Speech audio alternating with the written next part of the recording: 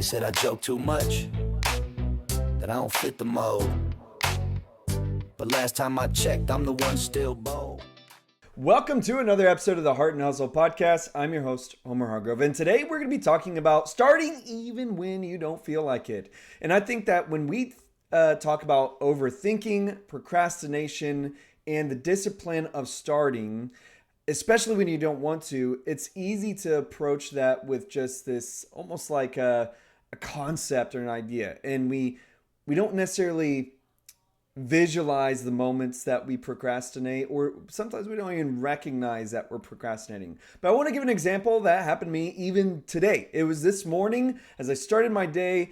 I was about to do my normal Tuesday morning workout routine where I start my day with a cold plunge and go straight in my workout. But today, I really dreaded the idea of doing my cold plunge. It's exceptionally cold outside. Felt really nice and warm inside my home, especially more specifically inside my blankie, inside bed. And I was able to get out of bed, but it's not that I was dreading the workout, is that cold plunge specifically. And guys, I'm telling you that today I was really, really dreading it. In fact, I was dreading the water temperature knowing that it was lower than 39 degrees. I'm out here thinking like, man, this is why the people from the Titanic didn't make it. It was just too cold.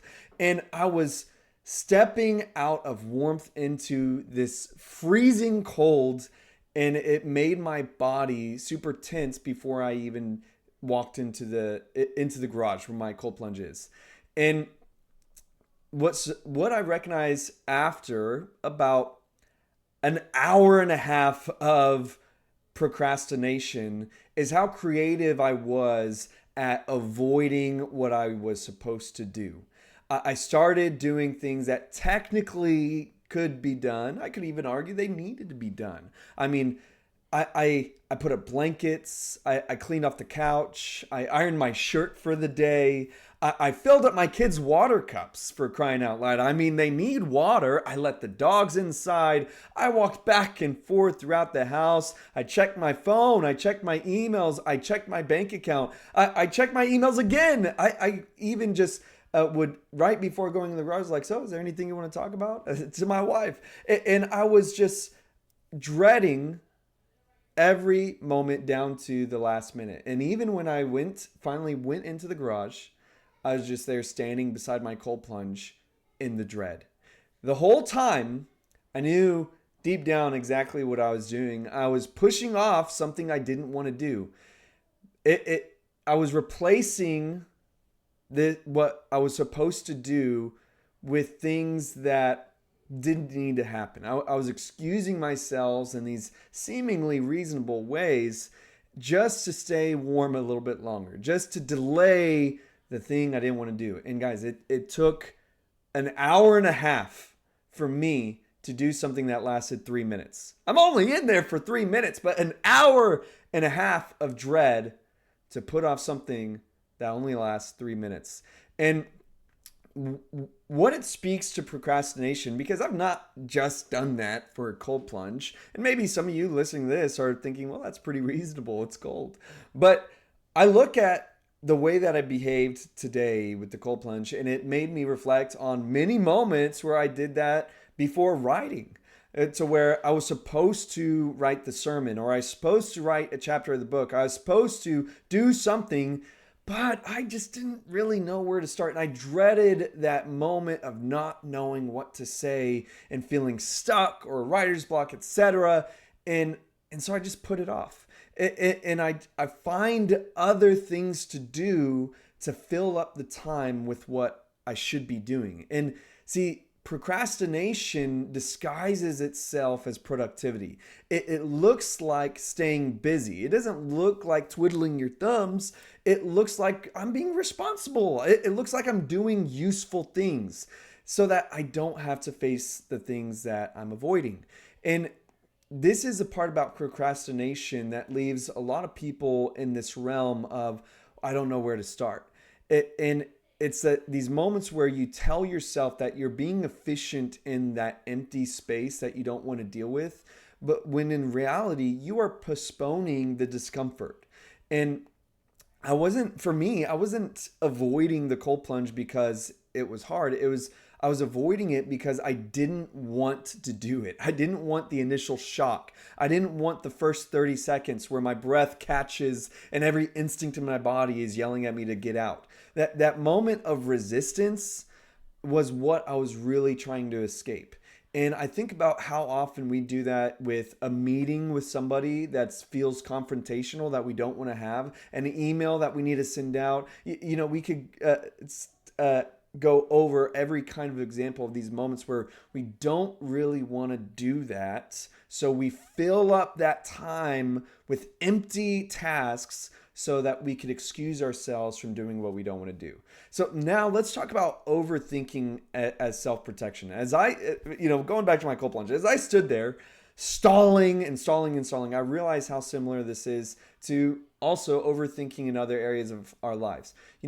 We say that we're waiting for clarity. We say that we're thinking it through. We say that we're being cautious and responsible. But a lot of the time, what we're really doing is protecting ourselves from feeling that feeling that we don't want to experience, that discomfort of that email.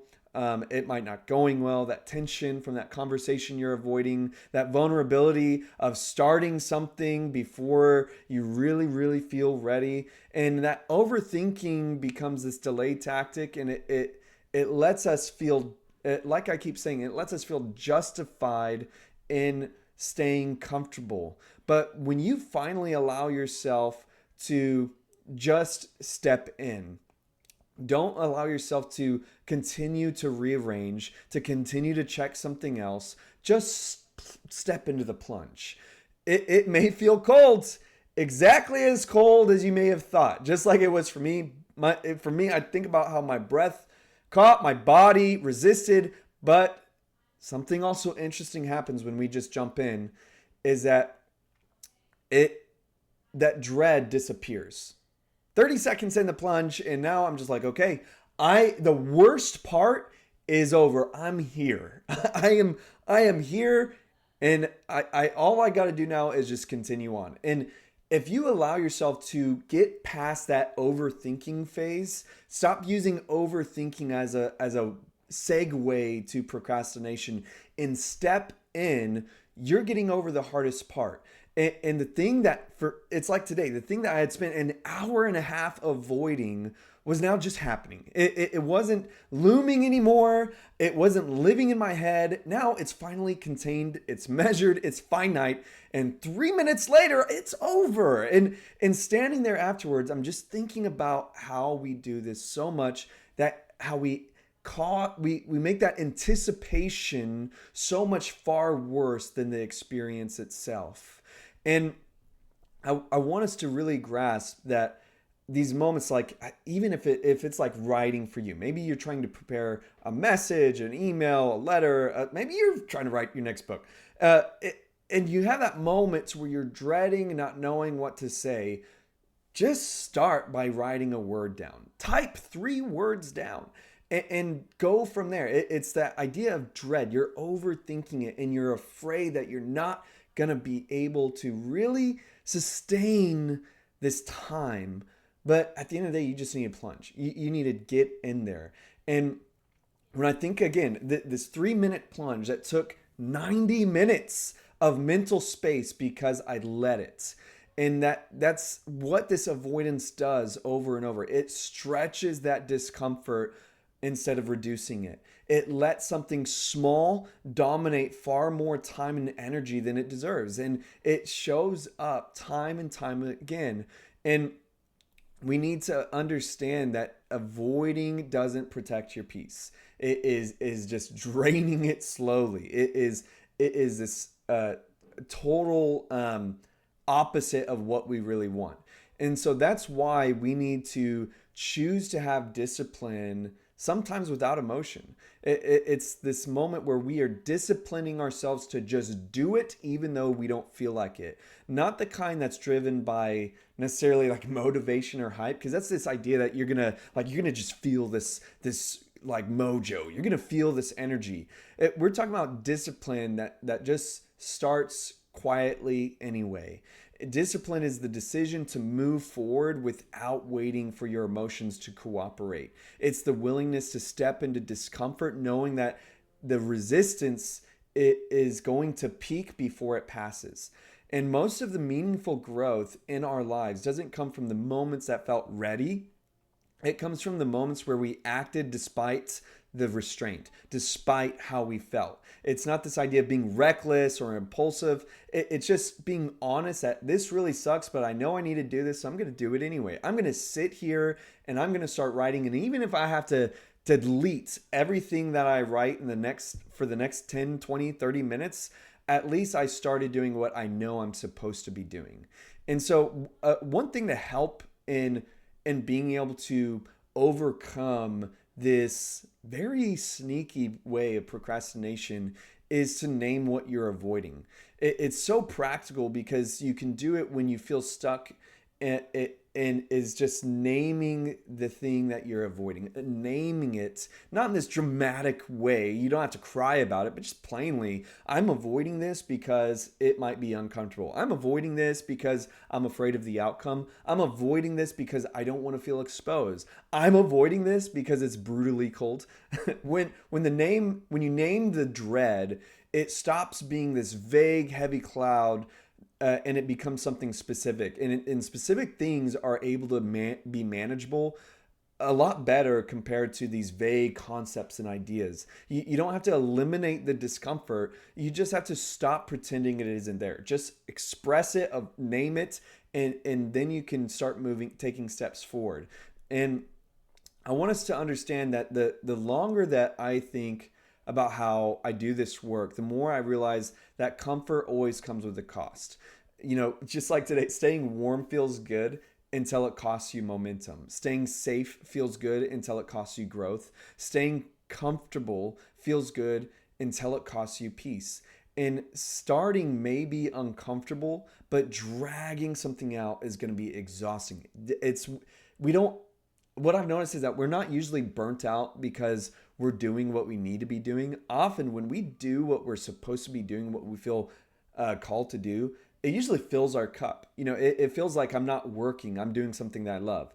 But what feels like burnout is when we are trying to grasp onto comfortability so much so that it feels exasperating. It's important for us to realize that. So if you're stuck right now, overthinking, procrastinating, waiting to feel ready, I want to leave you with this. You don't have to want to do it. You don't have to feel confident to do it.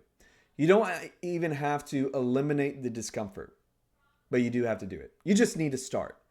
Most of what you're avoiding will shrink once you face it. And most of the peace you're looking for is on the other side of starting. So with that being said, I hope that this was helpful for you today. I hope that it made a difference in your life, in your leadership. Until next time, have a great life. Then tell me why you still watch every move I take. You call me phony, nah, I'm just free. And if you still doubt me, go by my book.